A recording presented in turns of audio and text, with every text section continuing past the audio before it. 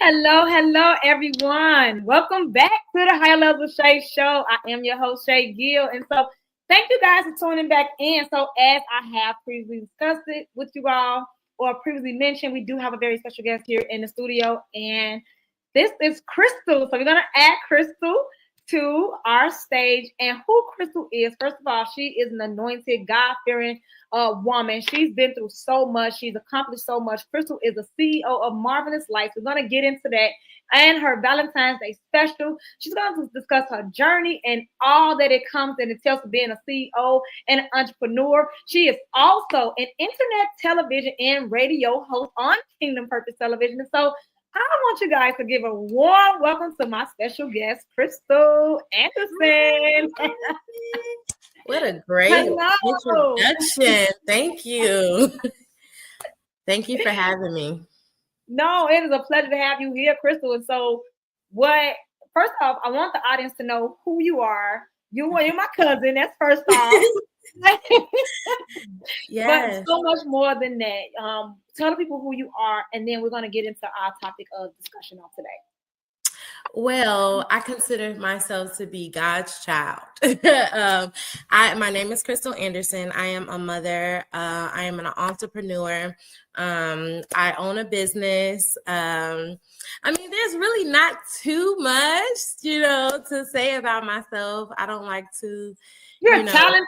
You're an amazing artist. Like, can I brag for you a little bit? You're a creative genius. You're multifaceted. You're intuitive. There's so much to you. I just, I'm very humble. So I appreciate all of those good words. Thank you. Thank you. You're welcome. And so, Krystal, today you are the perfect person to have this discussion with here on the High Level Shape podcast. We're talking about grieving and growing. And so you and I, we get deep. We have deep conversations. And so, of course, this platform is very comfortable. This is home for you. So, but we can go as deep as you like to go. We can go as, transparent and be as open as you feel comfortable going. I'm okay with diving deep. I'm okay with talking honestly and being real because that's who we are. That's our audience. That's the target audience. So we have to reach them. So today's topic is grieving and growing. Mm-hmm. When you hear that topic, what's the first thing that comes to your mind? Let's process this. Grieving and going, man, letting go of things that does not serve me purpose in my life, in my walk, but things that I may be attached to. Fleshly wise, it's good. It may be good for the flesh, but not good for me spiritually. Yeah. Being attached to something that I may love and desire to want, or I think that I need in my life, but like I said, doesn't serve me purpose. And then just basically breaking free from that bondage or that hold that it had over my life, and just going through the healing process and letting God basically show me what I need and what I, show me my path, to let those things go. So. Yeah, absolutely. And I think for me, when we were just having this discussion, grieve and growing, you and I were talking about just saying yes to God's will and being obedient in his walk and not really knowing what we're saying yes to. We know what we're saying yes to, but we don't know the battles that are coming that comes with it. Yeah. And the test. And it's like you're growing in addition to learning something new, in addition to traveling a road never traveled before. So it's so unfamiliar, it's unknown. All while being led just strictly off of faith.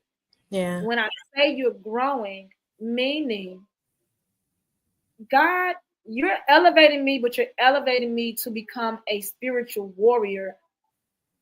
But when things occur in this battle, I am now in a battle with myself because I'm trying to think about responding spiritually and not flesh.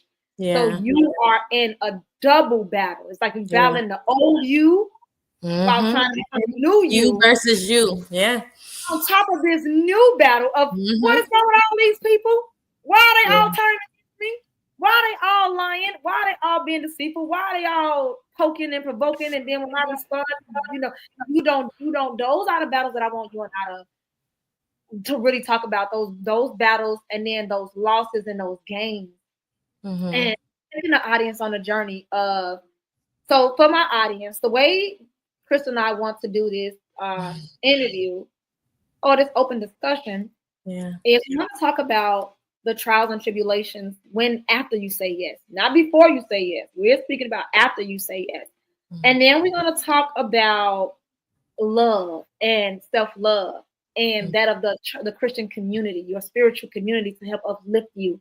And then we're going to talk to you guys about the other side of that, the joys, the rewards, and some of the things that you lose in the beginning, they'll return in the end if it's meant to be. If they're meant to be there with you at the end of your journey, it'll return at the end.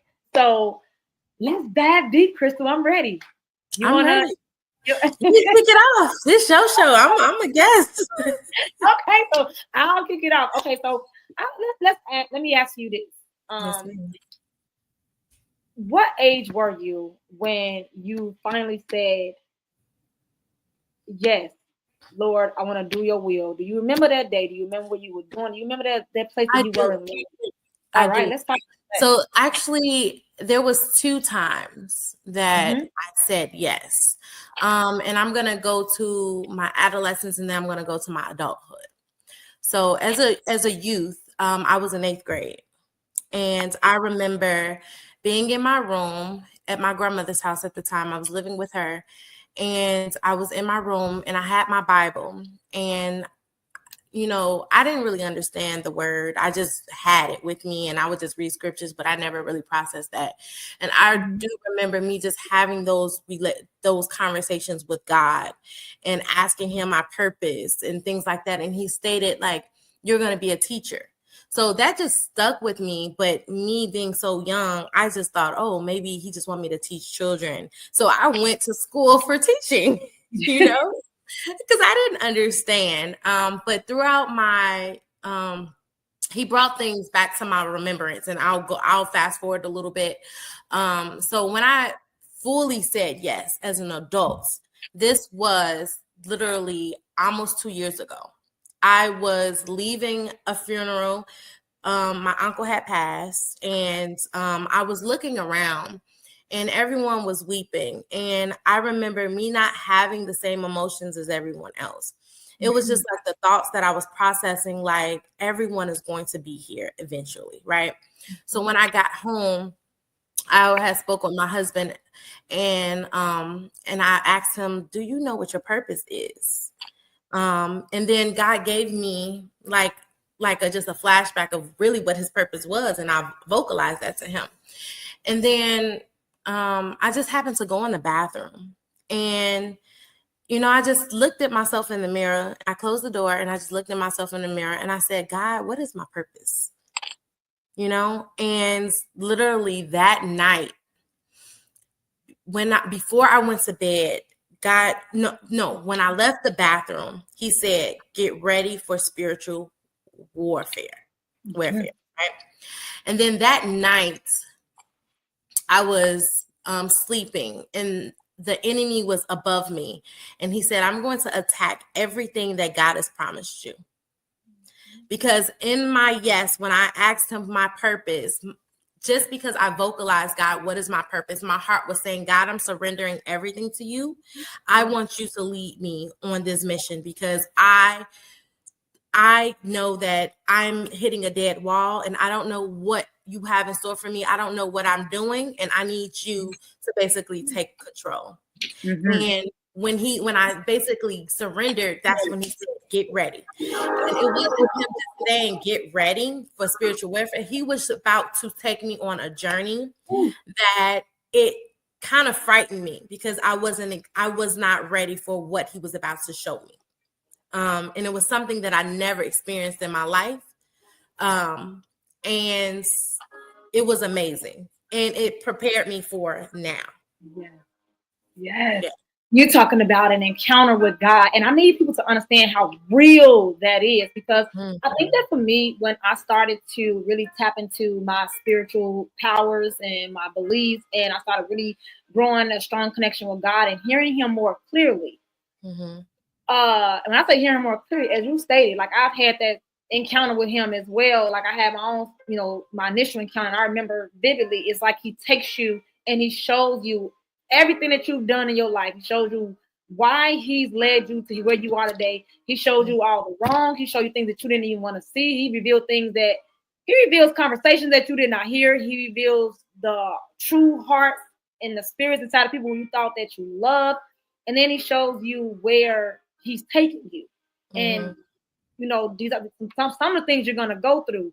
Like for me, one of the things that he showed me was a funeral, and it was like a grave loss. Like, and I was expecting the elders, you know what I mean? Like, okay, well, this person is of a certain age, this person is of a certain age, so he's preparing me for a funeral. But he kept saying it was gonna be unexpected, and I didn't understand. I was like, well, this person is pretty expected. You just still think like, I think it's what it was. But unbeknownst to me, I had no idea it was going to be my 27-year-old brother, and that was one of the things that I had to endure. So when you see the things, the message isn't clear.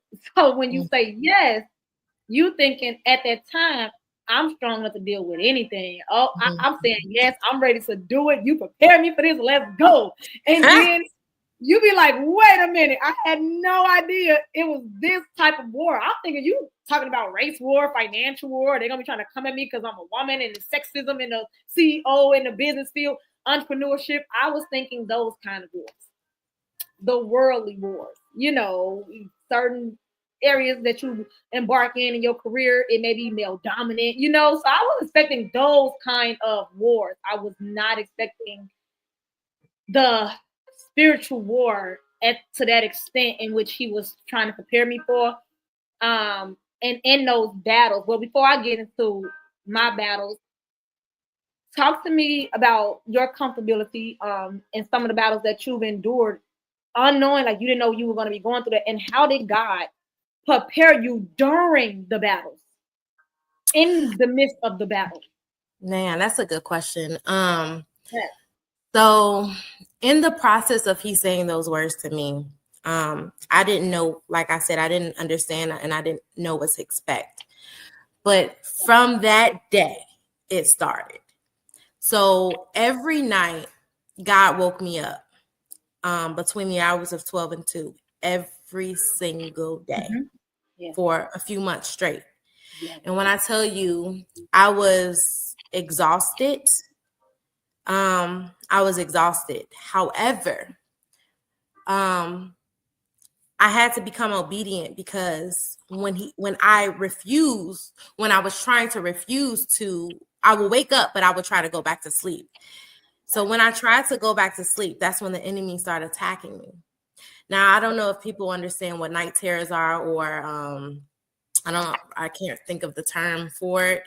But you basically are like paralyzed, right? Yeah. And the enemy tries to attack you, and you are fully aware, but you can't move. They call it sleep paralysis. Some people sleep paralysis. Mm-hmm. So that would happen to me every day, on top of God wanting to speak to me every day. So I had to shift my focus. So I was constantly being attacked by the enemy every single day. Like literally, I wouldn't even fully be asleep. I would sometimes be daydreaming and it would happen. Yeah. I would sometimes be up and I would just blink and it would happen. It was happening so much, I was starting to get scared. And I couldn't vocalize really what was happening without sounding crazy, because I felt like I was becoming crazy because it was happening so often.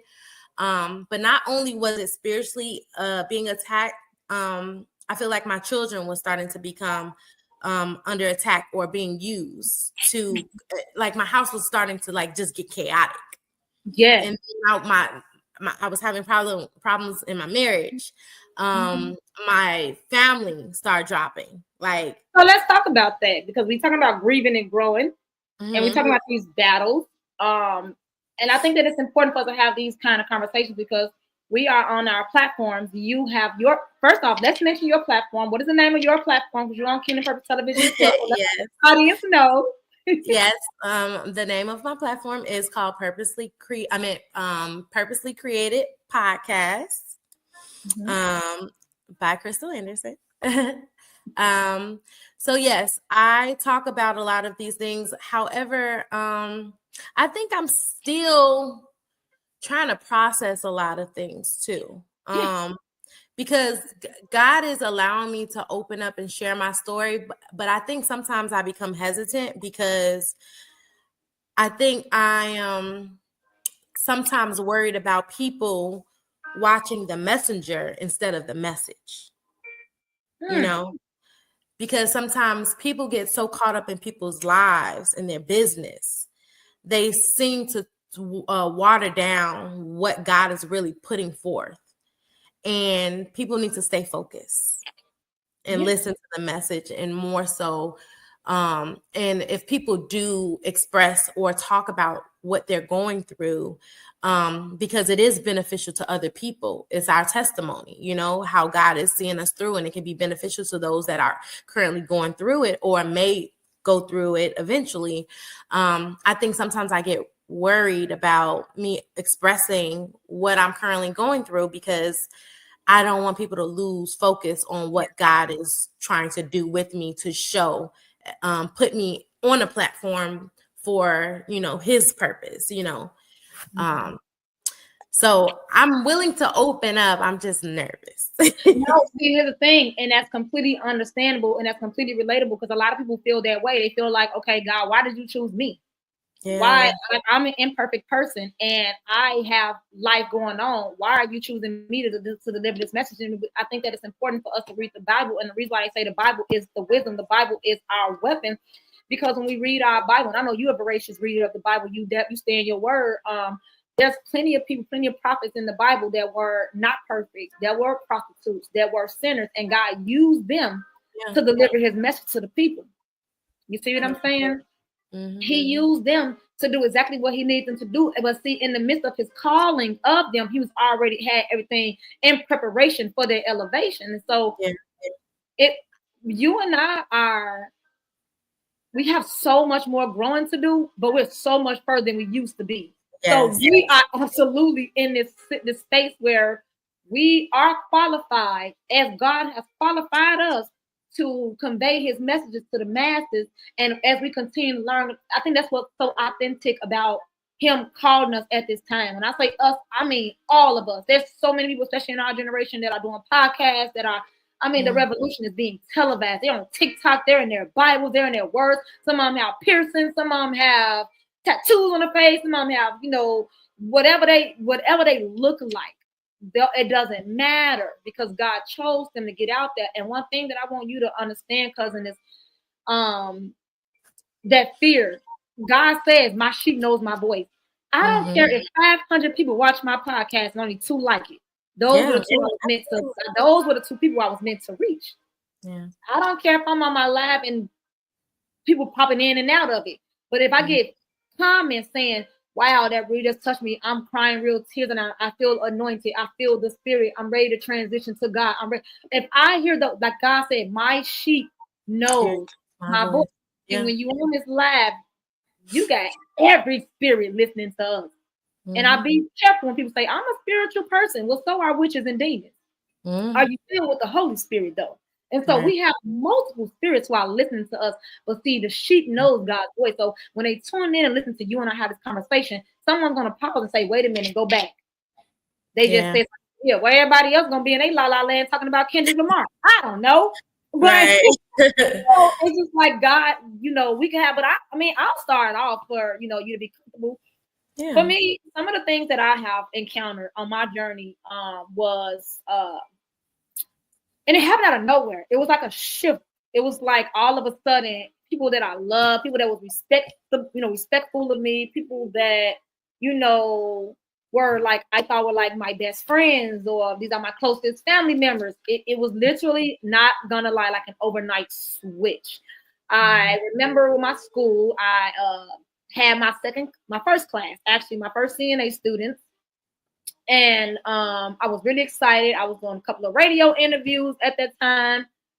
And I can remember just feeling miserable. It was like the school was doing great. I got all these applications in. And why can't I enjoy this?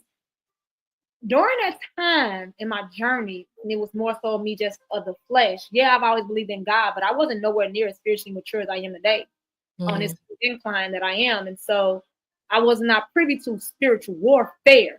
I just, I just knew like, oh, the devil gonna try to attack, but I had no idea the devil's power. I had no idea because I wasn't that deep into my word at the time. You know what I mean? So I think I underestimated. That's what I would say. So the depression started because I started to feel the energy. And the reason why I don't like going out in crowded places because I can feel every energy. I can feel people shift. I can feel their emotion. It's insane. And so I'm more of an introperson type of person. I'm not a let's go hang out with you and 20 of your friends at a barbecue. It's 20 people I don't even know. Even if it's just me knowing you, who are these 20 people? Like it's too many energies. It's too many different energies. This one over here is crazy. This one over, it's like, yeah, no. So I knew I was able to feel a shift in my husband. I was able to feel a shift in my mother, my siblings. It was a lot of people who I was like, what is this? Like, what's happening? But I still pushed forward. And it was like the more I climbed in a journey of this new milestone that I reached. I opened up a school. I'm graduating people to be CNAs. This is amazing. Why am I not excited about this? Well, because my loved ones, I could feel like a shift in the energy. I didn't understand it at first. And so that made me depressed. It made me feel like, well, should I be doing this? Lord, I don't know which way to go. So when I started doing like radio interviews, I was sad a couple of those interviews because it was like, this is gonna open up even more doors, and my people who I love gonna start acting even more distant and weird, and But I was like, no.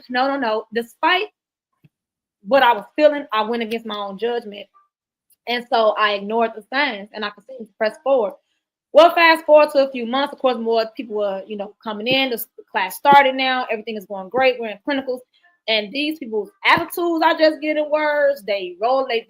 Siblings, they rolling their ass. One of my siblings, she even was open with me and she was like, it's not you, it's me. She was like, I just see you steady evolve and I see you steady elevating yourself, and I feel like I'm stagnant. I feel like I'm not doing anything in my life. You make me feel like, what did I do with my life? Not me, not anything that I said, because I've always encouraged people. She was just like, when I see you do stuff, she basically told me, and she was being honest, and I didn't take offense to her. She's like, I don't like being around you because you make me feel like I'm not doing it with my life. But I was glad I had that conversation with her, because if she hadn't told me that, I would have thought like, is she jealous? Is she like, I don't know what's happening with her. So it was a personal internal battle that she was having with herself. It had nothing to do with it. Yeah. However, me not knowing that, I was taking offense to it because I'm like, girl, I'm always supporting you. Why I don't have the same support in return? So I was internalizing like if it was an attack on me. And so we got past that. Talked to a couple other people who I felt weird. I felt the weird energy from. I talked to a few people. We've gotten past that. So I thought. And then it was like, as the career kept going on and on and on, it just became more and more aggressive. Then here come the lies. Here come the trying to defame someone's character. It was like the attacks were attacking, and they was just coming from different ways, like different people. It was like I started to feel like, okay, first it was like 1 or 2 people. Now it's like 5. Now it's 10. Now it's 14. And I felt crushed. I'm like, my job. I've been a nurse for years. I've been in medical for years. Never, ever have I ever once been reprimanded, suspended, or anything. Now all of a sudden, why is this lady coming to me talking about a possible write-up if this happens or that happens? You like, what is, like, you just like, okay, so now my job, I got people lying on me. I gotta go sit down with my now superior and explain to them why that is inaccurate information. This has never happened before. Things are starting to happen in my marriage what is happening with this dynamic? Why are you acting like this? My family, why are you guys acting like this? It was just like I didn't get it, and so I started to succumb to it. I started to cave into it, and so that's one day I remember having a meltdown, and I asked God, I'm like, why do you have me doing all this, and you just gonna like turn all my people away from me, like, or turn them against me? Like, I didn't get it. I was like, I was hurt, and I was like saying to him, and I was like, I don't get how you call me to do something for you, but then I'm attacked on my job. I'm attacked over here. I'm like, you're not helping me. Like, I remember just crying one day because I didn't get it, and that's when I was like, what is my purpose? What is all this for? I don't know. Why do you have me doing this? Because I was at somebody who hey, God said to go with me, do I did it. I didn't think twice about it. And so when I reached the goal, I didn't have a big celebration party. It was like, okay, I just did what God said. But this was different. It's like, why are you letting them attack me like this and I'm doing your work? Like, I didn't get it. And he was quiet. So I retaliated the only way I knew how. I have two sides to me, like everybody else, a safety version and a survival version. The survival version, Shay, is going to go home to her kids by any means necessary. So at that time, I only knew how to survive the only way I knew how to survive. And that was from growing up in the West Side streets of Chicago. You disrespect me, I disrespect back. You hit first, I hit worst. There was no in between. I didn't know how to defend myself spiritually. I didn't know how to go to the Bible and talk scriptures. I didn't know how to call upon God. I just knew you run up. I don't know what to tell you. You lie on me, I'm gonna tell the truth on you. You try to fight me, I'm not going down without swinging. It was like, it wasn't like I didn't handle it the way that I should have handled it. I handled it only way I knew how. When I fought back the only way I knew how, I felt even smaller. I felt even worse. I felt defeated. Even though I won the word battle, or I won the physical, whatever it was, none of it made me feel bigger. It only made me feel small. It's like I felt worse. I was like, God, this it made me even more depressed. Like, I'm defending myself and I'm still wrong. Like, how? So those were some of the battles in the beginning before I knew about having some spiritual maturation and some spiritual ground and knowing how to fight in the spiritual. And before then, it was all out just, hey, I didn't know how to handle it. I just knew how to handle it the only way I knew how to handle it. There were some things that God has told me, like in my time, people were falling out of my life as well. And I didn't understand why, because I genuinely love these people. And when I love hard, right? But God prepped me prior to, and he told me that people were going to fall out of my life. And it wasn't really not for my, at the time, I thought I did something wrong. But God was taking me through a time of solitude. And I was looking at it as an isolation thing, but it wasn't isolation because there's a difference, right? He was taking me through a season of solitude to really get to know him and lean on him, and not allow the outside distractions to interfere with what God was doing within me, within our relationship, because he wanted me to really understand what relationship is supposed to look like. And I was so used to having unhealthy relationships. God wanted to show me what a healthy relationship looked like. So, and I'm going to be very vulnerable. When I got married, I feel like I had low self-esteem at the time. I was broken. I did not really understand what love was. I went through so much, and I considered love to be something that was toxic. And so when I got married, I thought that I was going to be fulfilled. And in my marriage, I was still alone. And God was showing me, I am really your only source to show you what true love really means. And no one, even if they turn the switch off and say, I don't no longer love you, or I don't need you, I'm still going to be here. So God was really showing me that just because people fall out your life, that you feel like you love them and they may not reciprocate it, or maybe they don't know how because of the traumas that they also experience. I'm going to show you what true love really means. So even if people disappear out of your life, even if it's temporary or for good, you'll still be enough. You'll still be suffice. You'll still be worthy, because I am all you need. Right? So that took some time to really that was a process, because your flesh wants a physical being sometimes, right? And it's like taking that time to just tune everything out and say, okay, God, I'm listening. I'm gonna sit still and I'm gonna just let it be, because only you know where you're taking me. And I had to surrender to that. Yeah. And that was part of my surrendering to saying yes, I love that. I love that. So talk to me about your community. So now God is separating you. Now God is elevating you, and He is carrying you to a new altitude in which everyone else around you is starting to fall off, or at least those who aren't meant to go with you at that level yet are falling off. But then now you're on your journey, and He's putting people in place and in position to help you along the journey. So now let's talk about our community. Let's talk about our family, like the family God gave us. Yes. That journey. Now we got past the hurt. Ooh, yeah. But the pain of losing people, I gotta let you go. God said let you go right now. And now we're crying, we're still walking, and now we're on a journey, and now we're seeing these new people. Tell me about that walk. Man, so I remember the first thing that happened. When God was giving me all of these things that was happening to me every day, and He was giving me downloads, and I didn't understand in the beginning. And then I was coming to, I'm like, I need to surround myself around like-minded people that are experiencing what I'm experiencing, because I see that I have a gift, and I need to be around people that are also gifted or that can relate to me, right? So iron sharpens iron. You need to be around like-minded people. So I was praying one day, and I was going through my phone. I was like, Lord, please allow me to find a church home, because I was out of church for a while. And I was just going through my maps, and I was trying to find churches around my area. And there is one across the street by my house, but I was just scrolling, and this church literally highlighted on my phone, like it highlighted. So I clicked it, and that night they were having Bible study, but they call it like a discussion board.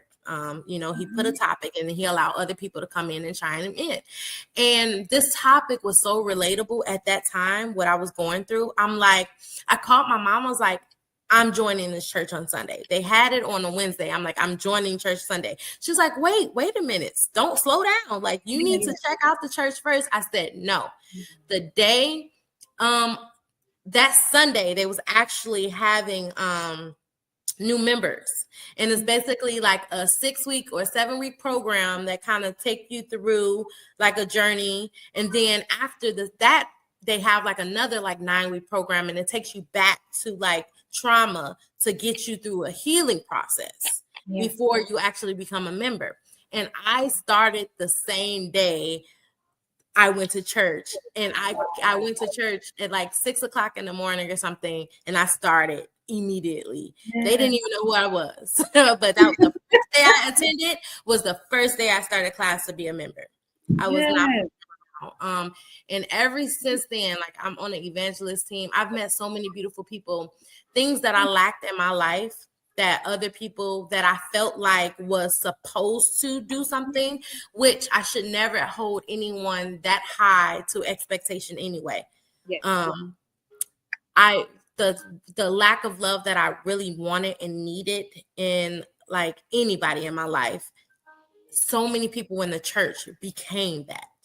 So it's like, if I was lacking a mother at that time, I had several women surround me with love and give me wisdom, knowledge, just pour into me, pray over me, just call me just to check on me. And they didn't even know who I was. So it's just like, just guidance.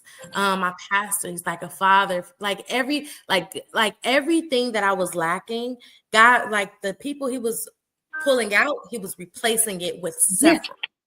So I lack nothing. So when you're praying to God, you lack nothing.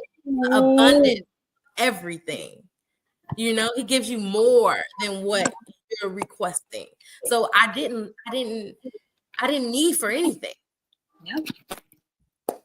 That's that, and that's the truth. It's like when God takes something from you, it's familiar, and so it hurts, and it's like, wait a minute, bring that back. That's all I know. What are you doing? I want that. Hey. But the replacement is so much more better, and like you said, it is magnified times 10. And I remember being on my I want to say something to the audience about a point that you made.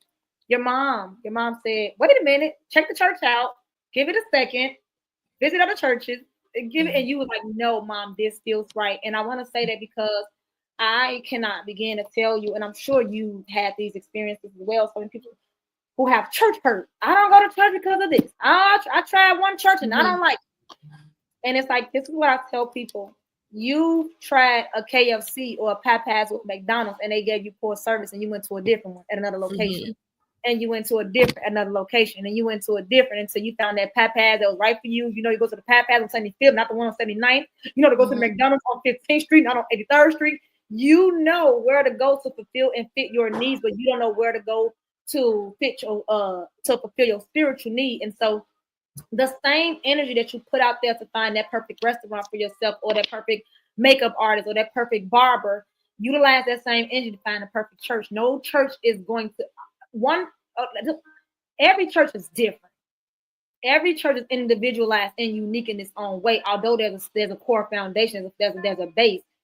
So find a church home that is right for you, because what Krystal is saying is, I went to a meeting and I felt like this was home. I knew for a fact that this is the place I was going to be able to gain things from and be fulfilled in. And she followed it. You will have that feeling. You will know. So if you walk into a church home and it doesn't feel right, that does not mean you give up and decide, okay, yeah, church wasn't for me, I tried it. No, go find the one that is meant for you, because that is the place that God has people waiting to help you on your next journey. Does that mean it's going to be your church home forever? Yeah, it doesn't necessarily. That is your church home from not right there at that time. Out of my stuff I can recall, like I said, coming out of that dark space, feeling alone and crying, I just said, I need to go to church. And I remember telling my husband, like, you know, I need to do this for me. Meaning, I didn't care about bringing the children. I didn't care about bringing my husband with me. It was like, if y'all come, y'all come. Y'all don't, y'all don't. But I have to do this. I have to go. And I remember going to this one church, and it was recommended to me 3 different times by 3 totally different people who don't even know each other. So I took that as a sign. I'm like, well, let me go to this one church. I keep running into people that keep directing to this church, and I'm trying to visit these other churches that just not, then I'm not, you know, they're not for me. And I go to this one church and fell in love with the church immediately, with their warmness, with the authenticity, with everything that it had to offer. There was a couple of things, of course, no church is perfect, but for the most part, I was like, this is where I need to be. Am I a member of that church today? No. I am at a different church. My husband and my family we go to a different church today. But at that time, a couple years ago, when I needed a church home, God placed me there because, like you said, I met beautiful mother figures who took me under their wings. I met beautiful sisters who, you know, prayed with me and my prayer warriors, and they uplifted me and assured me I was in the right position. And I didn't have much support. The pastor, he's one of those, he was a young pastor, so he kind of preached and then went into his office. He was like not really involved in his congregation as far as, you know, being a shepherd for each individual. So that was one of the reasons I didn't stay. But what I gained from him though was that he was youthful. I think he was like 35, and he was brave. He was fearless. He talked about the struggles. He talked about pretty much the fear that I had, because after the pain, after the tears, now it's that I gotta just be honest. I know the Bible says he doesn't give us fear, but it's that fear. It's the fear of, okay, what's next? You just removed all these people from me that I love. You keep telling me to go forward, and I feel depleted. So and now it's that fear of what's next. Like I don't even want to know what's next, Lord. But what I gained from that church and why he needed me there was the push. It was the ambition. It was them feeding me spiritually. It was them pouring into me. And that pastor, he kept going over the book of Acts and Proverbs, and then and That's what grounded me and molded me to stand up. Stand up. You can do this. Look at this 35-year-old pastor who's been doing this since he was 25. And he's successful and he's fearless and he is talking about the walk and he's breaking down the books of Acts, and in the book of Acts he's talking about the destruction of the churches and the reason why they were destroyed and how God is calling on the kingdom to stand up and so he's going to prepare you for every battle. He had to let go of all the dead weight. That wasn't even your battle. That's the key point. Those weren't even your battles. You weren't supposed to be fighting any of those battles. You're supposed to freely let those people go. Yeah. Allow God to reveal to you those people, and then be prepared and be open and be receptive to the new who are coming into your life, because they're the ones who are going to take you to the next level. And so that part, I want my audience to hear that when you are on this journey, it's okay. It's going to hurt. It's going to hurt. It's going to hurt bad. Yeah. Even if you lie on you, don't chase the lie. Don't chase none of it. Can you tell me, well, can you tell the audience before I get into it? When I tell them, don't chase the lie. When I say that, what do you think? What is your thought process? And I say, don't chase the lie. Why should they not chase the lie? Why should they keep looking forward? I think when I think of that, it's stuff that God has already told me no to. And I was rebellious to it and decided to do things my way, right? So a lot of tribulation came with that. But chasing the lie or the false pretense of what things what you hope it could be or should be or what it feel like it will cause more destruction and more problems down the line because it's not meant for you. It's like you said, it's not your battle. It's not what was meant for you or for your purpose or any of that. So it's like you're taking the wrong turn, going in the wrong direction. And God is like, I said, make a right and you're making a left. And you're like, oh God, but I think this way is better. And he'll allow you to say, okay, but I told you, the Holy Spirit, I told you. So go ahead, do it your way. And then when we're going down this rabbit hole, now we want to pray and cry, God, why am I doing this? Why do these people hurt me? Why am I doing that? God, help me, Lord, help me. Lord, help me. And he like, didn't I tell you not to go that way in the first place? I was telling you that it was construction and it was always you taking a detour. Now you're going to have to wait at the train station until this train clear for me to meet you. Like, we just do things. We cause more problems for ourselves. And God is like, you already have, like, life is already hard enough as it is, right? Being on this journey and this walk is not easy anyway. So why are we causing more problems for ourselves when God is trying to tell us which way to go? So that's what I think. Chasing the lie. You chasing the world. You're chasing your flesh instead of your spirit. You're just going wrong turn.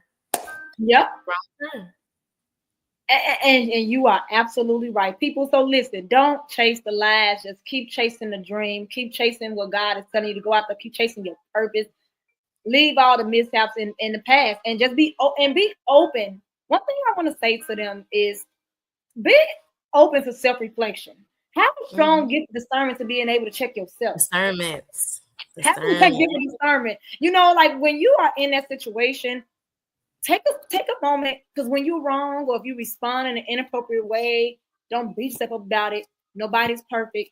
Understand that just like Gideon, the Gideon story in the Bible, God helped him become an amazing ruler over an entire nation, to where his army slayed and killed so many other kings' armies that were wronging God's people, but he prepared him along his journey. He wasn't a great ruler day one and God called him to be a ruler. He prepared him along the journey. And so one of the things I definitely want my audience to take from this is just keep chasing your purpose and knowing when to turn the mirror on yourself to take accountability, because remember, you're still growing through the process. You don't know everything. You're not supposed to know everything. You're supposed to just continue to elevate along the journey. So that requires some self-reflection. That requires some accountability. That requires some, maybe I'm giving that person too much power. That shouldn't have bothered me the way it should have. Daily prayer, constantly go to prayer, asking God, you know, because like you said, the Holy Spirit is going to tell you, like, he'll whisper in your ear, don't do that. And you're like, oh, I'm going to send this text anyway, because he already said do it, and you hit send. Now you trying to figure out why this person at your house ready to fight. Causing more problems. This is like, what you could have just left it. Because the person waiting for you to respond anyway, because they on that type of time. And your obedience was just like not there. Like, to be obedient. And vengeance is not yours. Vengeance is the Lord's. What's the Lord? No, listen. So I was reading the Bible, Krystal, and it was about it was talking about that's what it was saying. It was talking about when they were free from the Pharaoh and they were in the wilderness wandering for 40 years. Do you know that God had intended for them to be in the wilderness, for them to have gotten from captivity to the promised land? It took a little bit over a month of a journey's walk. They wandered the wilderness for 40 years in a circle. But do you know why though? Do you want to know why they did that? Disobedience. Yeah, but they wandered that long because they didn't take the time to sit still while God was trying to prepare them and giving them all the tools they needed to be able to survive in the wilderness. Meditation, people. That's prayer. They didn't feel like sitting down, actually meditating and actually sitting still long enough so that the wilderness can teach them how to maneuver through the wilderness. Hard-headedness. Do this myself. I can figure it out. I can do this myself. Go out ahead, because what was meant to take you. I want to say my poem today. I want to say my poem on this before we leave, because it is all about this. That's what but Krystal, remember how you keep having these little roadblocks? It was I'm telling you, this right here, you are meant to say your poem. You are meant to say everything that you're supposed to be saying today. So absolutely, I highly encourage you to get your poem. So my point I'm saying and I'm making today is, when God tells you to do something, but you think you know a better way, and then you go and do it your way, you're going to be wandering the woods for 40 years instead of a month. Like, you're going to be 1 month worth of walking. I done had 5 babies. I done found the dog. He didn't have puppies. He gone. I can't even. I don't know how many berries I've eaten at this point. You done been in this wilderness for 40 years, and all he asked you to do was sit still long enough to obtain the knowledge, and the education, and the wisdom that you would have obtained to be able to make it through that wilderness. So, stop chasing the line. Stop chasing everything. Keep your eye on God. Be obedient in his walk. I'll tell you something. And it was tough for me. It was. I went through a period where, like I said, with my husband, we're fine today. But there was a period with my husband. And I went to God. And you know what God told me, Krystal? He said, let him go. He said, let him go. And continue on with your journey that I have you on as I prepare your husband for you. That was the hardest thing. This is my man, honey. I'm used to texting him all day, every day. I'm used to calling him all day, every day. But I understood that we had to come to a point where God had to separate us in order to elevate us individually in our spiritual journey. Because, see, the enemy was attacking so heavily that even though we were in love, even though we were two people who genuinely care about each other, but when that enemy got busy, it sounded better me and my husband got. It sounded higher we were climbing. It sounded like when God was taking us first, my husband reading his word. He's not reading as much as I am, but he's getting there. He's trying. He's with me on the fast. It seemed like the more we were trying to go towards God together, that's when the enemy was really just attacking. It was like sporadic things that were in fights that would just happen out of nowhere, and they would be so rough, and they'd be like, what the heck just happened that fast, So I did what God said to do, and in that time, he's been reading his word a lot more. He's been studying the Bible. I see God moving in both of us. We both been in our word deeply. We both had to come together and recognize that neither one of us are the issue. The devil is the issue. The enemy is the issue. We're supposed to walk side by side, hand in hand, as we are able to foresee all issues coming our way. And then we're supposed to go into our good old Barney bag and be able to pull out all of these tools that God gave us along the way, because he knew that battle was waiting for us. Now it's up to us to utilize the tools that God gave us and utilize it for our good, or we return and not use them, and now the enemy using both of us against each other. And so we have to have the wisdom. We can't just keep reading the word and not applying it. We just can't keep studying the word and not actually utilizing those tools during times of struggle. You know, that's when God gonna test you the most. You talk a good game, but can you use what I told you to do? Can you do it? Can you properly execute it? And that, for me, having to let him go, as you know, but it was tough. But I was like, oh man, this is tough. But it's so rewarding. It is so rewarding at the end when you see what God has carried people. And it's not even just him. My mom called me. So taking the people back, of course, me, my mom, all my siblings, I have to let all of them go.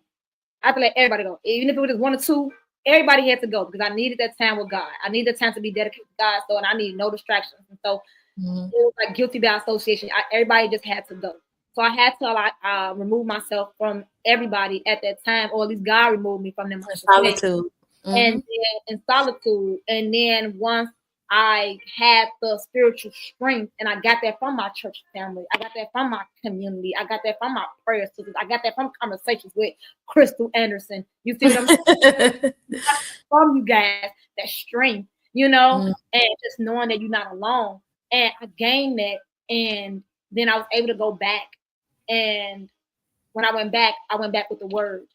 I went back, and pretty much what I was doing was undoing a lot of dysfunction, undoing a lot of wrong teachings in my family. You know what I mean? The communication issues and everything. And so when I went back to them, it was foreign to them at first. They, what are you talking about? Woo! But then you start, the Bible says this, the Lord said this. That's not how God do. God said we're doing it wrong. That's not what you're supposed to do. But the Bible says this. When Proverbs 32 is said, you just start saying, so they don't know what to do with you, because now, okay, wait a minute, she's not responding the way I'm used to responding. My old tricks isn't working. What is happening? And so when they are attacking you, because when you go back, and I say this, and I'm vulnerable, and open and sense my eyes, because when you do go back, because you got to go back home or to that job or whatever, you go back with the tools that God equipped you with. Go back with the word. Handle it spiritually. That'll help them. So you planting that seed in their head. Here it is, fast forward 2025. My sister and them into their book, reading their study, fasting, watching Pastor John Hanna on Sundays. Some of them even join the church. My mom is fasting, reading the laws of attraction, studying her word. You see what I'm saying? I stopped fighting them, and I started fighting the enemy head on. I started calling the enemy out. I don't know how we got so far away from shaming the devil and telling the truth. We got so far away from that. We don't want to call the devil out anymore. We want to keep things on a hush hush. We allow that one family member to wreak havoc on everybody, and we hush about it. That's just her. That's just how she is. Leave her alone. No, tell the truth and shame the devil. Let the devil know. Let the people know how the devil is using this person. We can pray on this person, and we can help this person, and we can help heal this person. Don't just sit here and let the person just keep being destruction to the family. Let's say something. And so I started fighting the devil head on. Like I'm not gonna fight you. I'm gonna attack you. Also know that we do everything in love, and know that people are being used. So it's not like we're fighting that person. We're not fighting that person. We're not going against war with that person, right? Nope. It's the enemy. It's the unseen that we're fighting against. So we have to stay prayerful. Let God fight those battles, but always go into prayer, but always move in love no matter what we do, because we want to make sure that we're we're godlike at the end of the day. Yeah. So yeah. No, but that's the truth. That is the truth. And so tell the audience about you. Like when I say about you, about your walk. So you went to church, you had the community, you got, you know, the love, and then how did you go back to reconcile with your people that you had issues with? Anyone in particular? Well, I didn't mention this, but like in the process of me going through that transition, God also like he did something with me, like purified me in a way.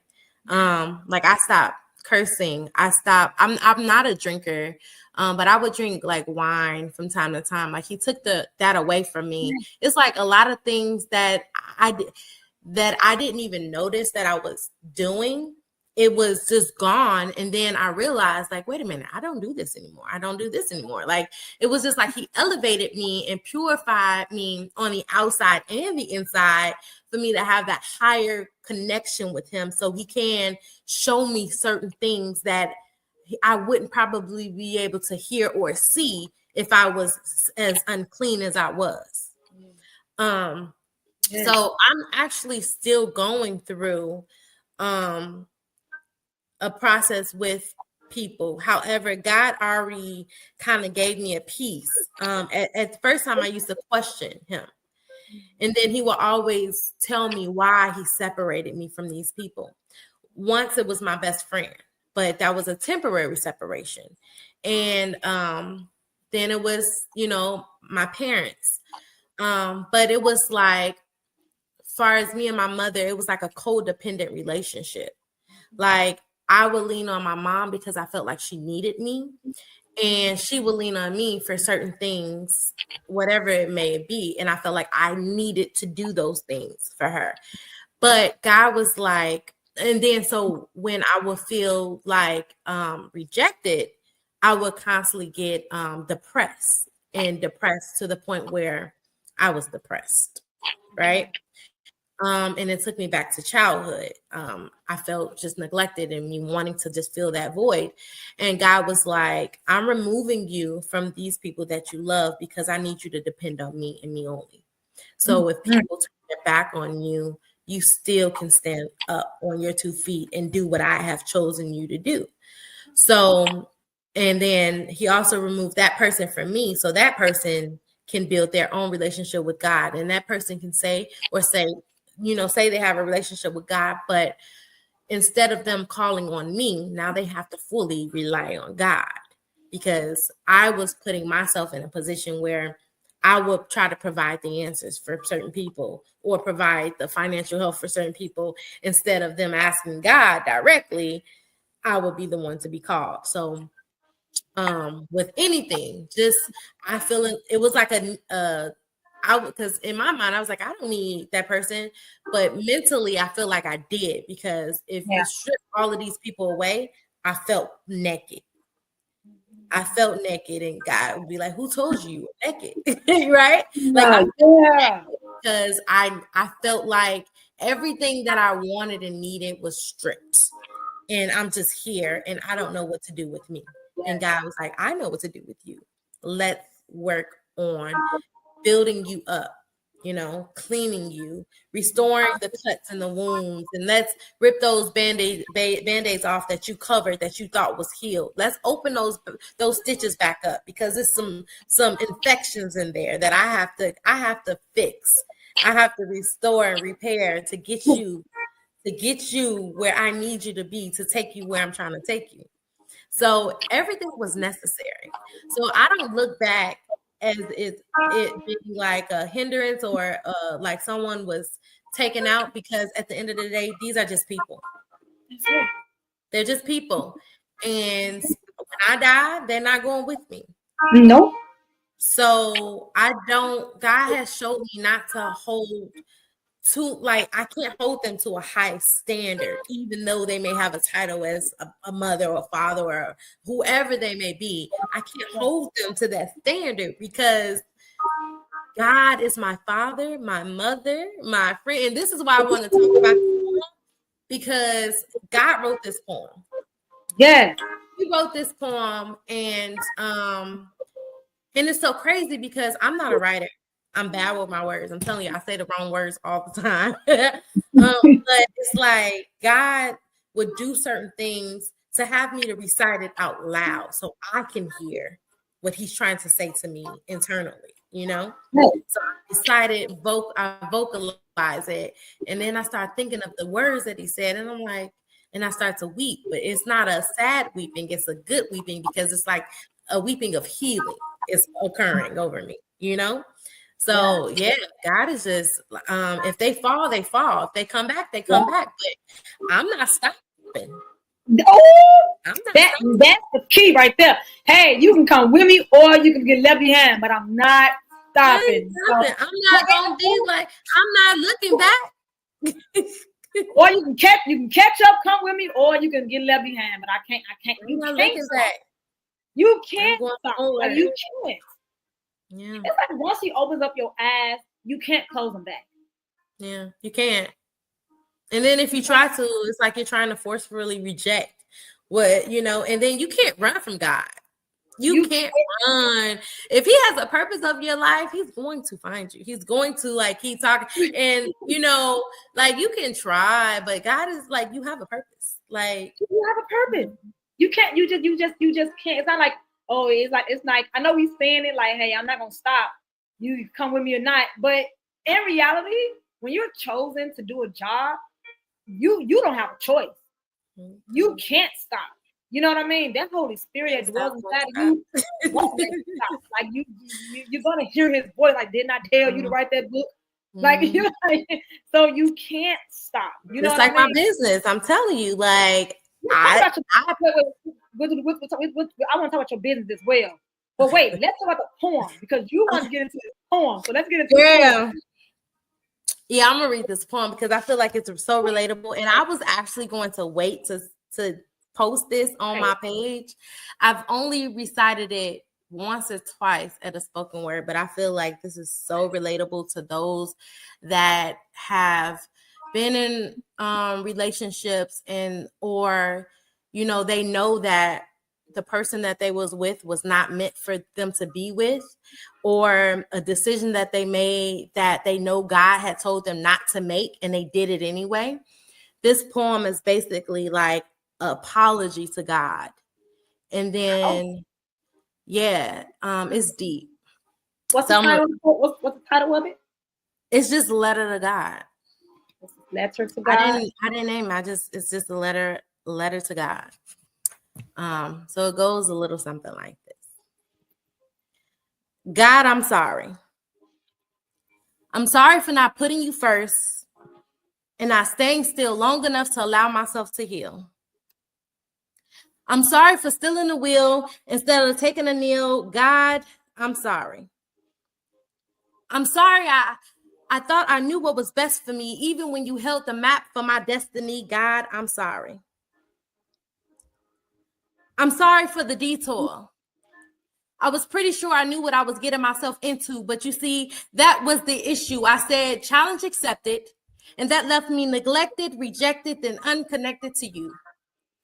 When you were the only man that I knew that I needed.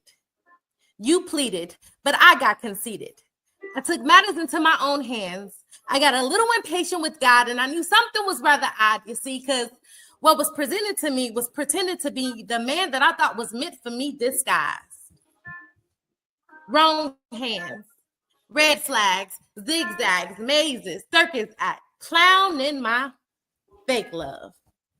Using a mental boxing glove, emptying out my cup so I couldn't walk out of his life to find mine. So today, God, I want to say sorry I'm late.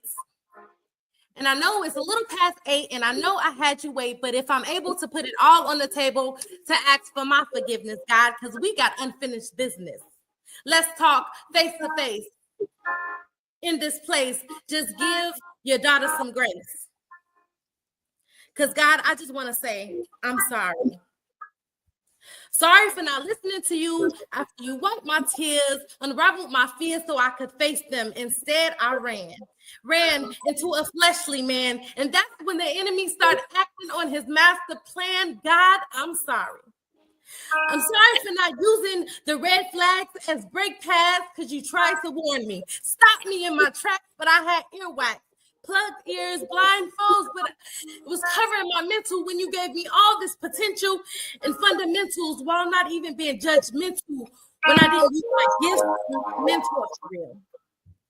So God, what's the deal though? Because sometimes I feel like I'm fighting these battles alone. Lord, please pick up the phone. I know I'm not grown. I'm kneeling at your throne, wanting another night with you just to get it right with you. Lord, please cover me with your mercy. You see, you once told me I was blessed and highly favored, flavored, seasoned to perfection because I was a reflection of you. Lord, please give me that protection and direction so I can maintain this connection with you. I just want to walk with you daily and carry all the fruits of your spirit like peace, love, joy, faithfulness, forgiveness, gentleness, kindness, and self-control. But while I still have breath in my body now, God, I'm going to say thank you. Thank you for dying on the cross and shedding your blood. Thank you for washing my sins clean, God. Thank you for another chance to get it right. And this time, God, I'll fight for you because I just want to spend the rest of my spiritual life with you. God, thank you for allowing me to bend but not break. This pain was not a mistake. So now I walk 10 toes down, carrying my crown because God now holds me in the palm of his hand. So the enemy could not stand a chance. And every time he takes a glance, my God's going to advance me higher for his desire because I hold God's power because I was made to be his unperfected flower. My God heals and restores from all those spiritual wars. He's a mother, a best friend, a father, and a mentor. My God forgives. And he now lives within me. That's my poem.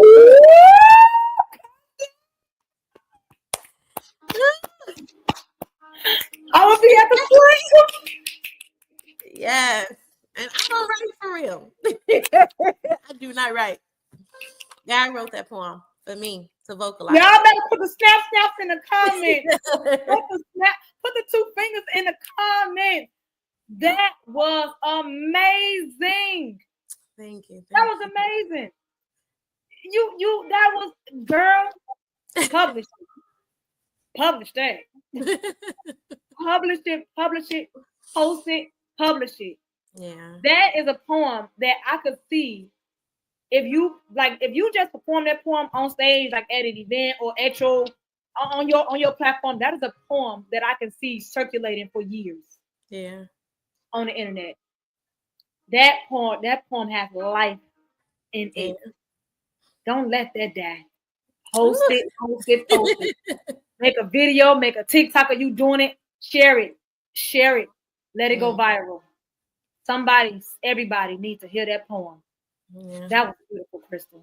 Thank you. And God gave you that, and you wrote it and memorized it, and I did, and it's so crazy because I am so bad. He gave me another poem too before this one, but he wrote 2 poems for me. But I'm telling you, like, I'm so bad with memorization. But I memorized this poem. I memorized this poem because God wanted me to vocalize the things that I was fighting, the insecurities, the neglect, the rejection, me constantly choosing other love to kind of feel God's love. You can't feel God's love.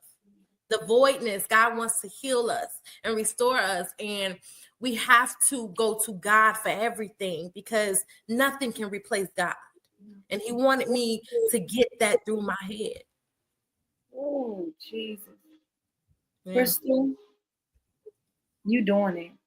I'm proud of you.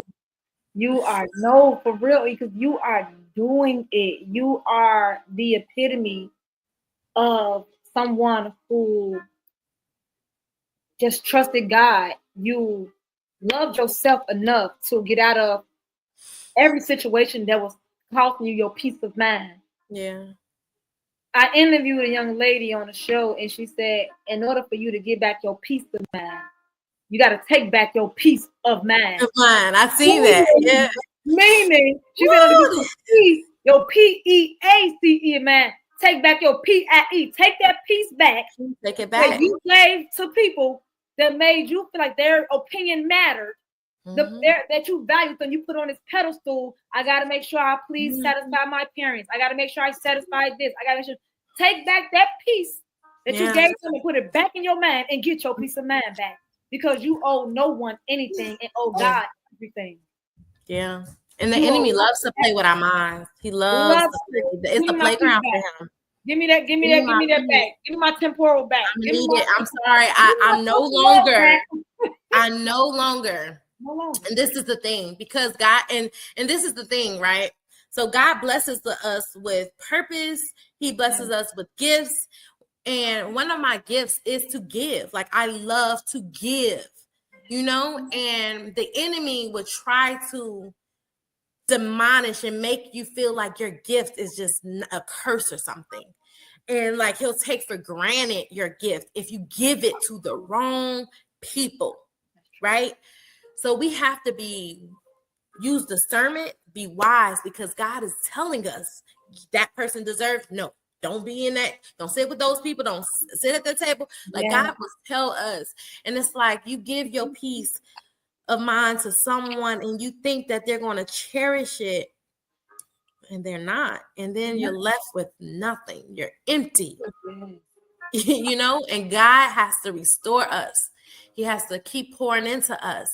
But who wants to constantly be drained every single day? I don't.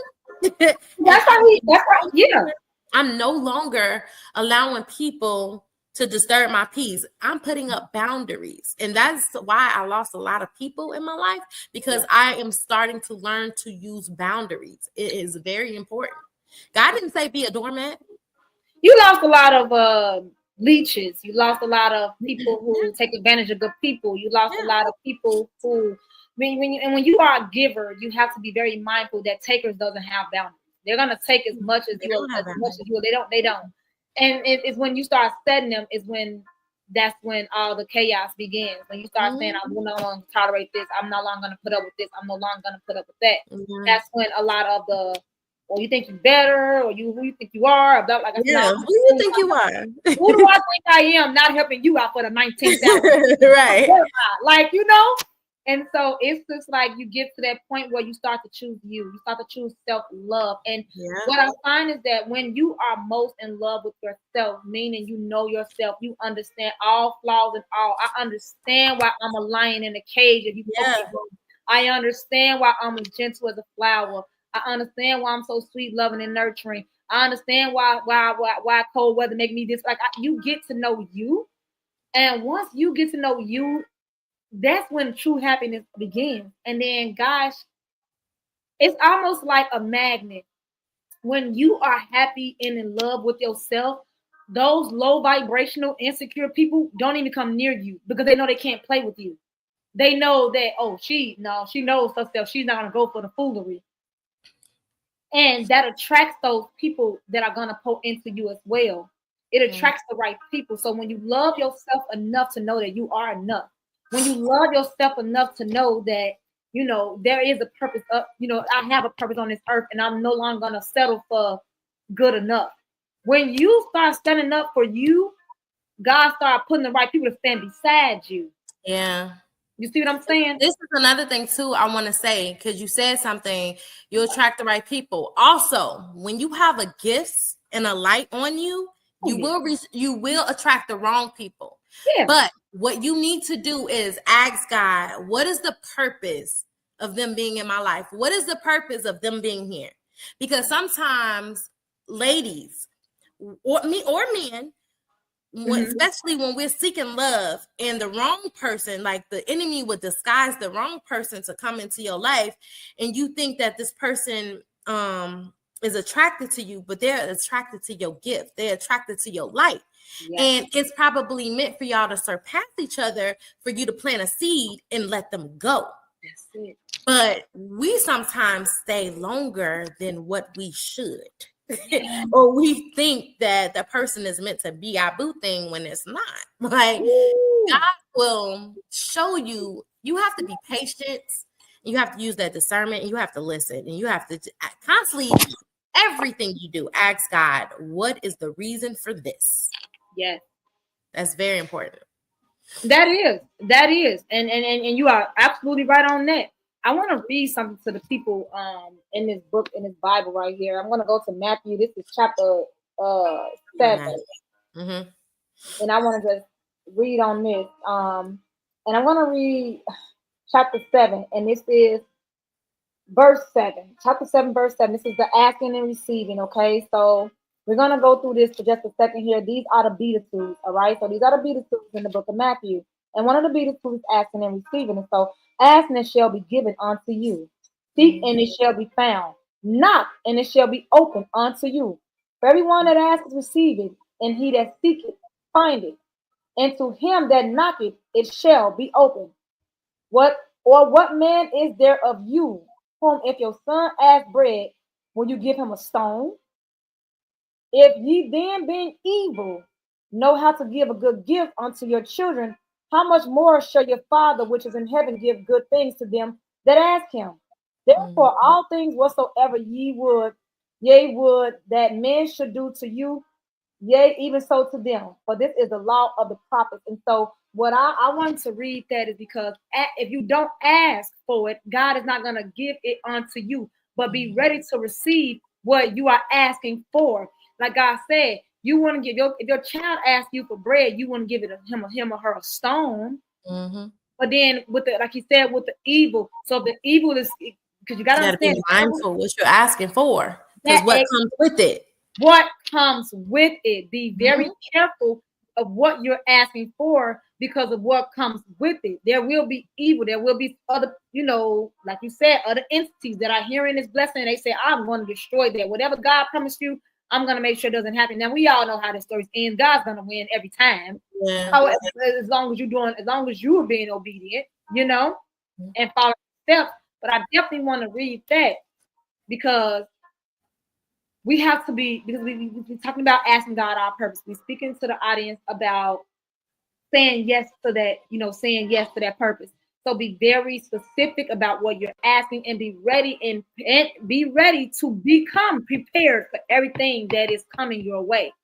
Don't expect to be prepared 100% in the beginning, and then when things get tough, you run and say, okay, this isn't for me. Yeah, don't give up. Don't give up. What you do is you ask God in this moment, okay, what are you trying to teach me in this lesson? Yeah. During this tough season, what glory do you want me to what glory do you want me to say to the people upon you? And what I mean by that is, what we have to understand is, when God gives us trials and trials and trials and trials and trials, and we feel like, oh my goodness, why am I being punished? In all actuality, it could be because once God rewards us, he see our faith and he see our loyalty to him. He see that we didn't give up. His name is going to be magnified even more. Look at what God did for me. Look at everything that I had to overcome. Read the book of Job. See how Job overcome. Read the story about Lazarus. When Lazarus was dead in that tomb for 4 days, and Jesus showed up, and they said, he's been dead. You're late. Yeah. You supposed to be here a little while ago. He's dead 4 days. And Jesus asked them, you don't have faith? He said, y'all have faith. The ones that didn't, he told them, depart, leave. Goodbye. The ones that did have faith, that's why it matters who's your circle. It matters who your friends are. The friends that did have faith, guess what he did? He rose Lazarus up from the dead. So, with that being said, you have a man that's been dead for 4 years, in a tomb, mummified, wrapped, bond from head to toe, decomposing, rigor mortis has set in, and Jesus show up and raises him from the dead. Why am I saying that? I'm saying that specifically because when he rose him from the dead, 4 days later, not only did it make the believers a believer, but it made hundreds of more people believe, because that was 4 days. Who could perform that miracle? It was 4 days of men being dead. Yeah. Had Jesus arrived right when Lazarus was sick, they wouldn't have believed him. He not right. Or he wouldn't have had as many believers. So that, it'd have been a few that said, "Oh, I believe it." He just probably gave him a Tylenol. Talk about back then. Yeah, talk about back then. No, they had herbs. The capsules. Little capsule got a little vitamin. You know, they would have been making excuses to why that wasn't Jesus. Mm-hmm. But then you got, what excuse do you have for a man that's been dead 4 years? Mm-hmm. And 4 days, sorry. And Jesus come up and he wakes him up. And so I say that to say nothing is gonna happen when nothing's gonna happen in your timing. It's all gonna be in God's timing, yeah. And it's always right on time. It's right on time. When you're going through your tough times and your hard times, stop thinking, why me? Don't turn around during this time. Don't start feeling like, okay, I want to go backwards. No, just think, okay, Lord, you're not taking me through all this for no reason. What kind of glory do you want at the end of this story so I can understand what's going on in this situation? So when I do come out of it, because I know that you're going to bring me out of it, I want to glorify your name, Lord Jesus. I want to lift your name. I want to tell you so how great you did. I want to tell them all the things you just carried me through. When you do that, God is making your gift even bigger. Because he's like, oh man, they really about to glorify my name and allow people to know who I am, what I am, why I am, making people believers. So it's like, stop looking at y'all battles as a means of attack onto you versus a tactic to help strengthen your faith and help strengthen your relationship with Jesus Christ. Ask for, be prepared, and be prepared to say yes, and be prepared for God to be able to carry you throughout everything, because it does get beautiful on the other side. And on that other side is love. On the other side is intensity. And don't get me wrong, you're going to have some people with a fake love, but your gift of discernment is going to be so strong that you'll be able to recognize it from across the street, down there, around the corner. Before you make it to you, you'll be able to smell it coming. Like, I don't know who he or she is, but they are not, God did not send them my way. I will pray for you. You can't be in my realm. You see what I mean? And so I want to allow the audience to feel what happens on the other side. Because you and I are still going through the process, but there is something on the other side of that hard time. So what is that other side? Now that you're on the other side and you see the rewards to a lot of the stuff you fighting, that's about your business being one of them. Ooh, man, when I tell you the love that God, the unconditional love that he has given me, I have that direct connection with him. And I was just talking to my auntie on yesterday on, there's so much favor over my life. And, so many people look in the window of my life and be like, oh, she got this, but they don't understand what it took me to get here and what I'm constantly fighting and going through, right? But anything that I ask God for, he expedites it for me. And that alone is so powerful and shows the depth of God's love for me. Because growing up, everything was taken. And God is like, if I ask for the smallest thing, God will give me tenfold. The house that I'm in, I got this house without a job. Is that possible? No. You cannot close on a house without a job. I remember I lost my job a few months before closing, and I didn't know what I was going to do. I had already sold my other house, and now I lost my job and I'm trying to close.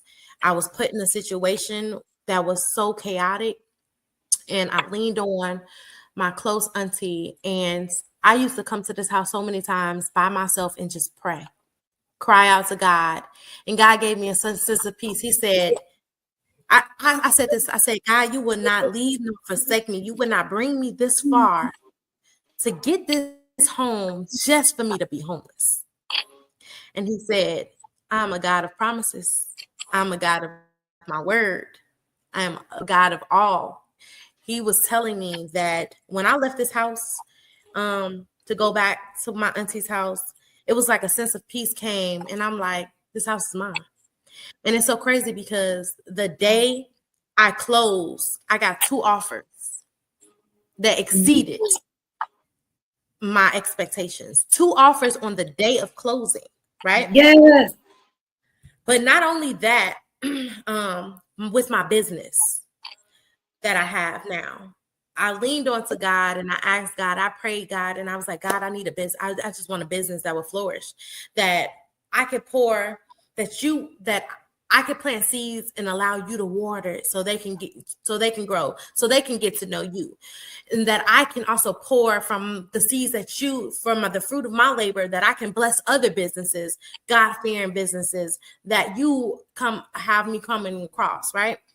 So it was like a commitment to God to do his work, but in the process, I'm being blessed. So anybody that stepped foot in my business, Marvellous Light, which he gave me this name, coming out of darkness into his marvelous light, he said, anybody that come into this place is going to feel and see my light. They're going to feel my presence.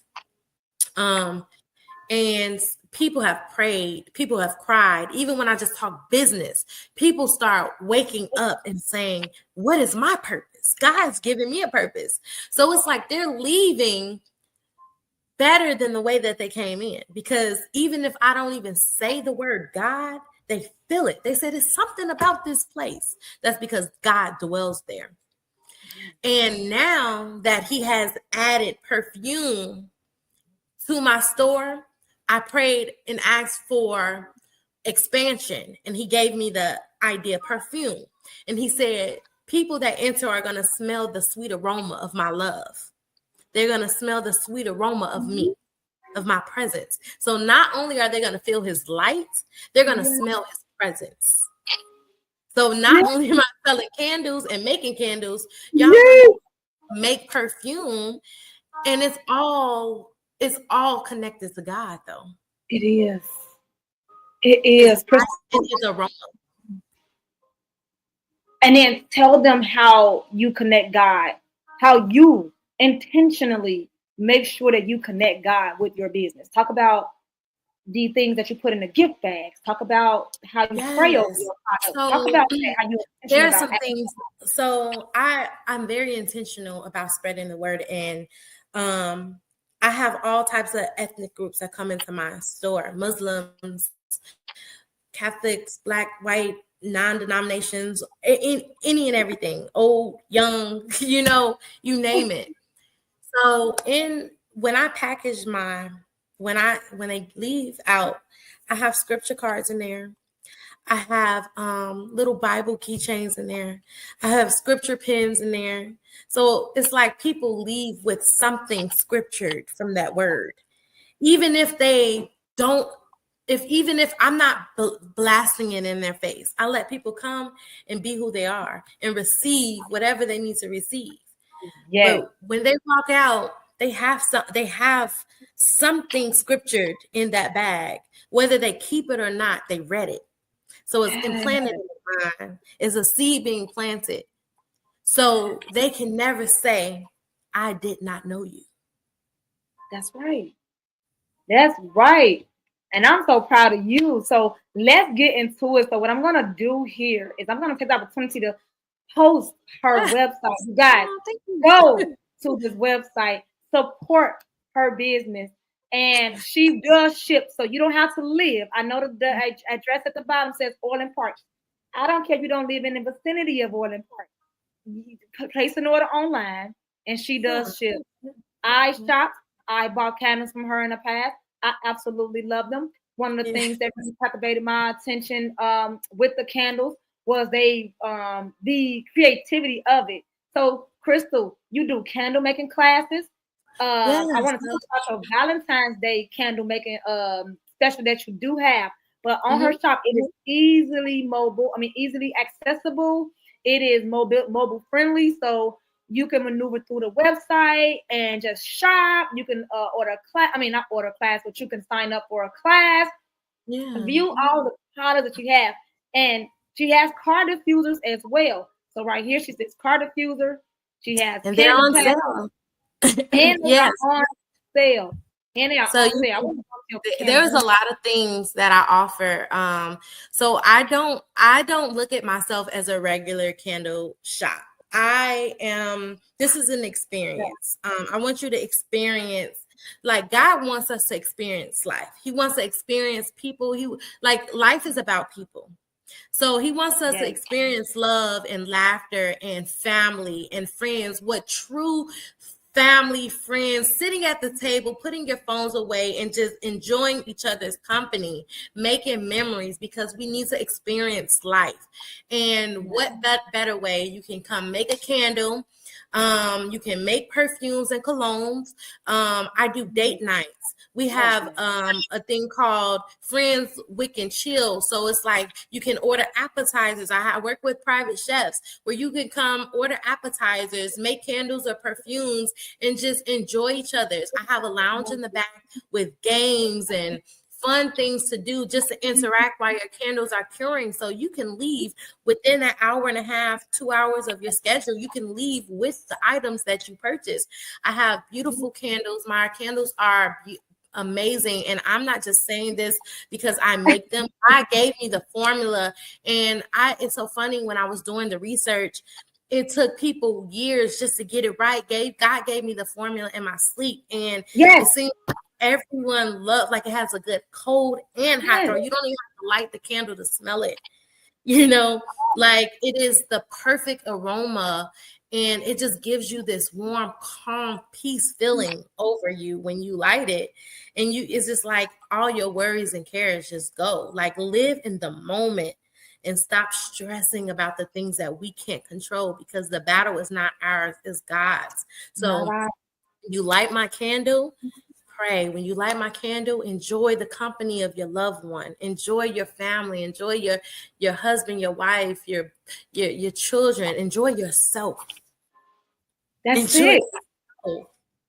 So there's a lot of things that I offer on my website. Go ahead and check it out. Right now, I have a Valentine's Day special. You can come on Valentine's Day and make candles, but the 15th, I have a brunch. So there's 2 time slots where you can make a candle or make perfume, and then you can have a brunch with it. There's going to be a private chef there. There's going to be food. There's going to be music. There's going to be laughter and love. Most important, love, and God's love will be in the building. Amen. Amen. Krystal, if you don't mind, for a second, I wanted to show them some of your candles. Okay, go ahead. You go to the Valentine's Day one, because that's where all the good stuff is.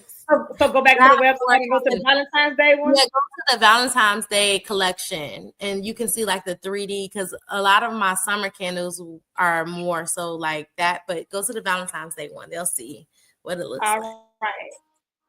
Okay, you guys. So I am going to follow direction.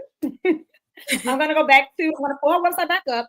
But before I do that, let me go to the Valentine's Day one. And then I am going to pull the website back up so that you guys can see. I want you guys to see the beauty. I want you guys to see the art. This isn't your average.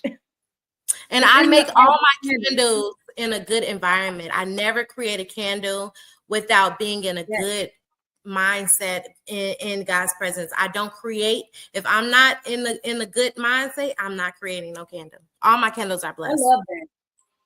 I love that. Mm-hmm. All right, so I'm gonna pull up the website, and I want you guys to go. This is Marvellous. All right, Marvellous Light Candle. So we're gonna pull back up the website. Here it is. Now, $80 a ticket. Food is included. So she has food. She has beverages. She has a candle. Making class, and then of course, obviously, you will be taking home the candles. So y'all can sign up and apply today for this class, right, Krystal? And yes, you they can sign up today.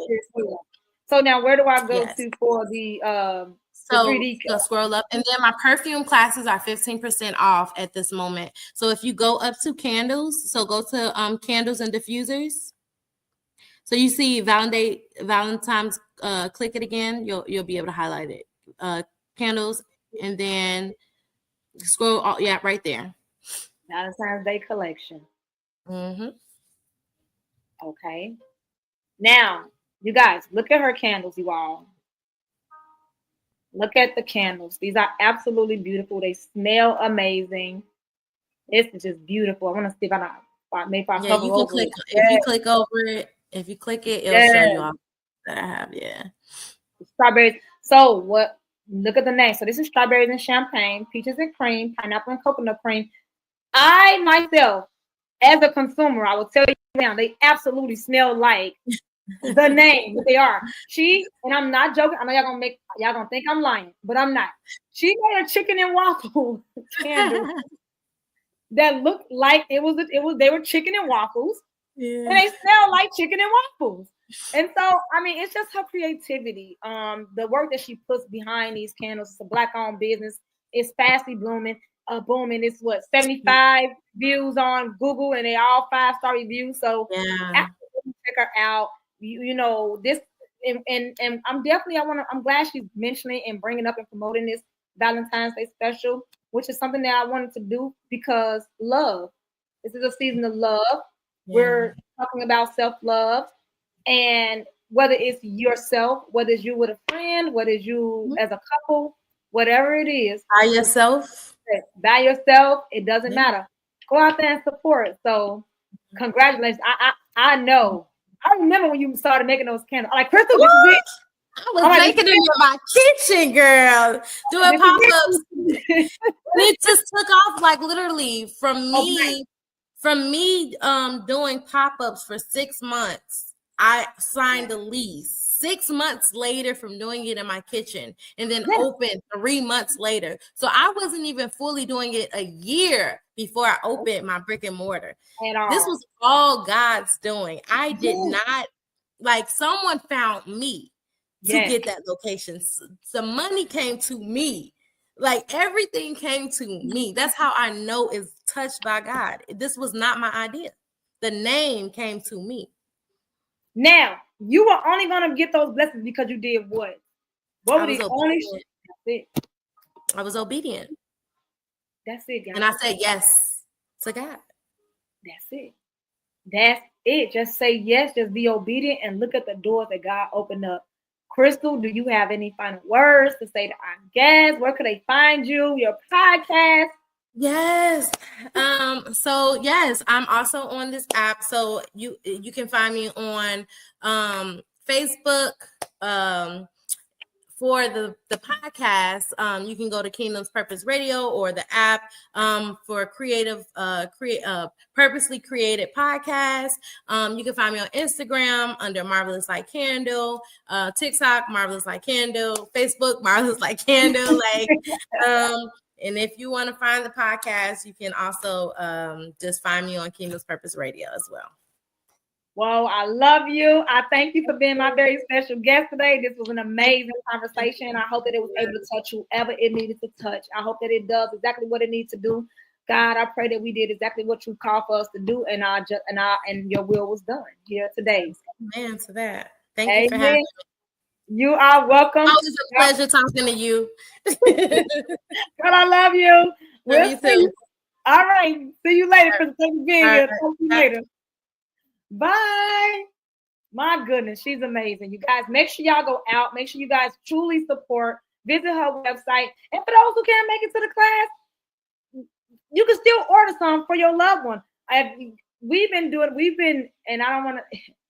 supporting different candle shops for years. And when I tell you all that there is something unique about her candles, I'm not just saying that. And so if you have a mom, if you have a wife, if you have a girlfriend and you just want to do something a little different, you want to just surprise them with something new, just order the candles.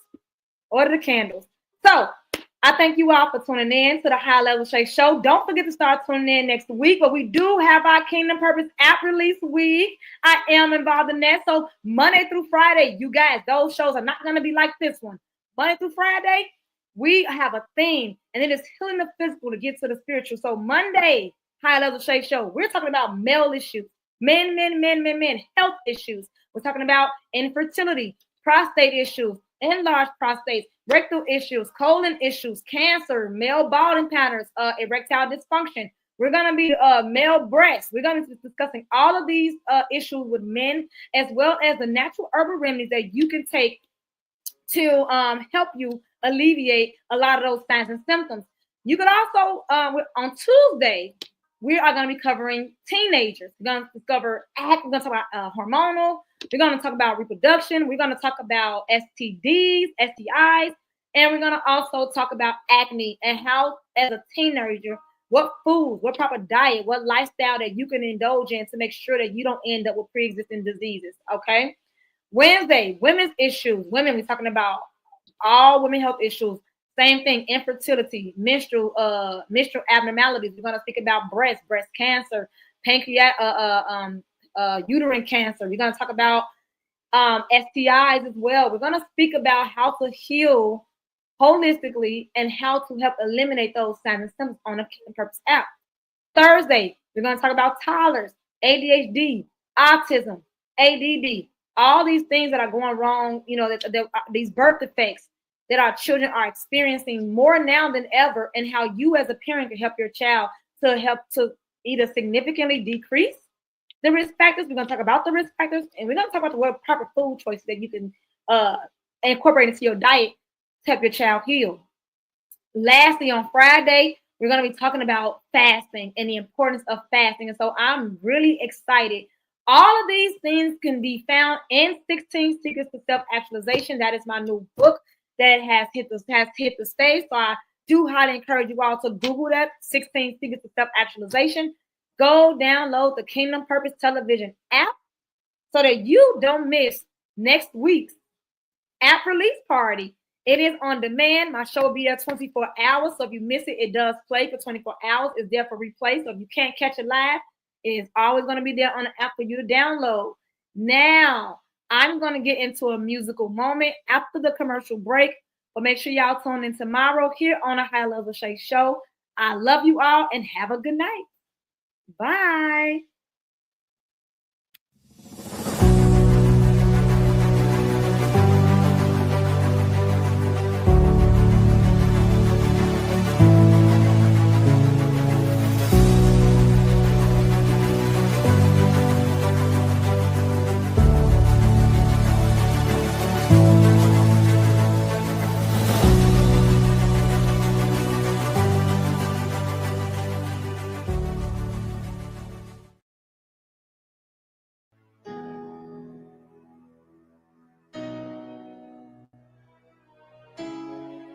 If you hold on just a little while longer, I know he will come through just for you. I'm talking to the person who was frustrated to the point that you said throw the whole year away. The devil is a liar, because what's coming for you, it's gonna be. Get ready for checks in the mail, raises and bonuses, healing in your body. Your children are gonna make it. I believe. Mama, I made it. God is about to blow my mind. If you're doing it big, let's go. It's gonna be big. Pull your phone out and take a selfie. Because what you look like now, you won't look like next year. Because God is a big God. God is a big guy. God is a big guy. Say, I believe. Yeah, it's my season. That is my season. God didn't bring you this far just to bring you this far. I believe. Say this, it's my time. That it's my time. Yeah. It's my time. You're doing it big, let's go. Just like you feel it. Breakthroughs in the room. Breakthroughs in the room. It's yours if you want it. I'm anticipating. Fellas, God's getting ready. Yeah. God's getting ready to move. This is my favorite part. For I know. God, he work. Yeah. And it's gonna be. Hey, if you still believe that the pandemic doesn't change the promise, you ought to declare. And it's gonna be big. God is a big guy. God is a big guy. Yeah. God is a big guy. Everybody, let's go. He's gonna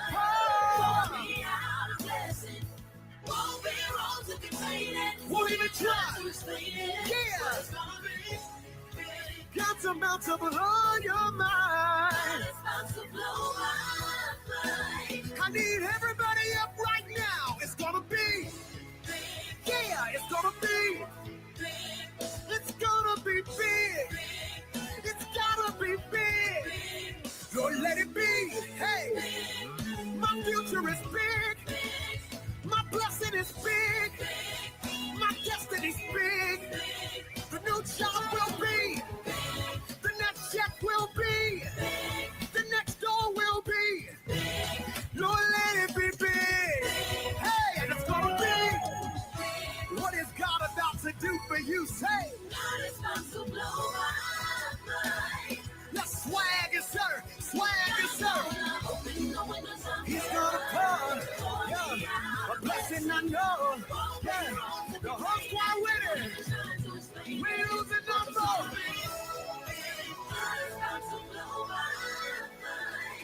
Tell everybody connected to you, they better stay close to you. Because the next thing God is doing for you, it's gonna be so. The devil already know when it's gonna be. God bless you.